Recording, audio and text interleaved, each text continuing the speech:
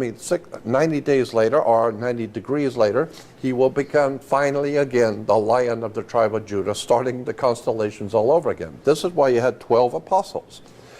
The 12 apostles were the 12 signs of the zodiac. The whole story is the Son with his chosen 12. And so the entire story of Christianity is the worship of the heavens. You ask any 6-year-old, where is God? And any child will tell you God's up there. But you come at any Christian, I don't care if you're talking to a Catholic, a Mormon, anyone else with this type of story, they're going to look at you like, they're going to look at you like you're crazy, number one, but it does make sense. Oh yeah, it really makes sense. It makes more sense than the actual story of what they're perpetrating or bringing forth in their churches and so forth. Well, yeah, like in the spring, as I said, when the Jews worship the sun passing over the equator, so they celebrate the Passover. Well, Christians have the same celebration. They call it Easter because the sun is a star, and so they call it the Star of the East. Well, that's where the sun comes up, the Star of the East, Eastern Star. That's a Masonic lodge for women. Eastern Star is a star in the east, the sun. But when the sun comes up, it is passed over for the Jews. But for Christians, they say the sun is resurrected, not Passover, because that's Jewish. So for the Christians, we say he has been resurrected, meaning he's come back to life.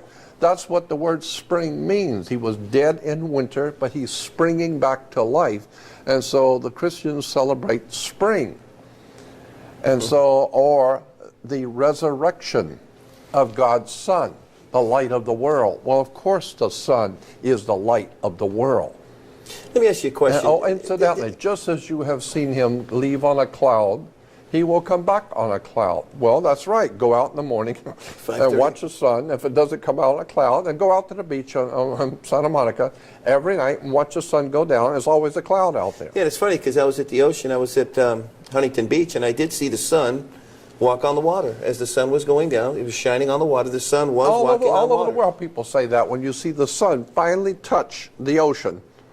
We say for a few moments, the sun is walking on water. So God's Son walked on water.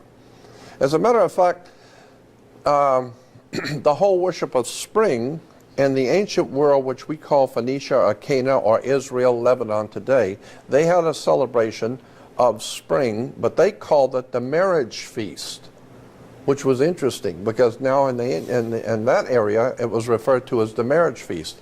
In Egypt it was called the Passover. In Europe under Christianity it was called Easter or the resurrection of God's Son. But in the Middle East that spring celebration was called the marriage feast of Cana. And so the marriage feast of Cana was the son was being asked by his mother, Mother Earth, Mother Nature. Mother Nature or Mother Earth was asking the sun to draw water, which the sun does, and let it rain on the grapes, transforming water into wine. So that we can now celebrate the coming of spring in the Middle East. We can all get drunk and chase women and have a great time celebrating God's Son who has come back. He is resurrected. The whole of Christianity is in fact a metaphor for the sun and its travels through our year.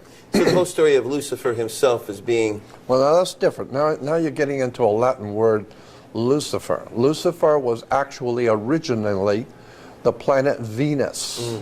And the ancient peoples of the Arabic world worshipped Venus. Venus, the color of Venus, as I said before, all the reference works will tell you that Venus's color, according to the ancient world, was green. That's why you have on all Islamic temples and flags, etc., there will always be the color green, because green was a color associated with Venus. Now, what a lot of people don't know is that Venus was understood in all of the ancient world. All the ancient world we know viewed Venus as a crest.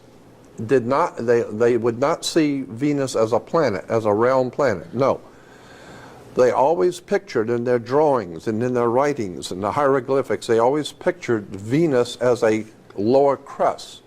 That's why you see today on the flags in the Islamic world the crest and the star. So the it's lower- representing Venus itself. It's representing Venus.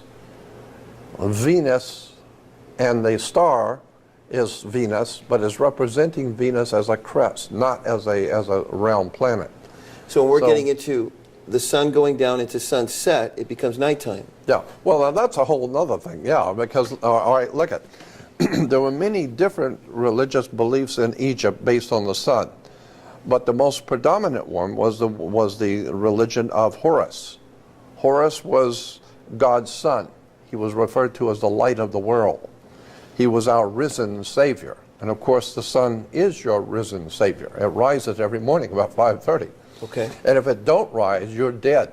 3 weeks, the planet is dead if we don't have the sun. So it is your Savior. And the ancient Egyptians said that the sun was pure energy, and we know energy is life. It's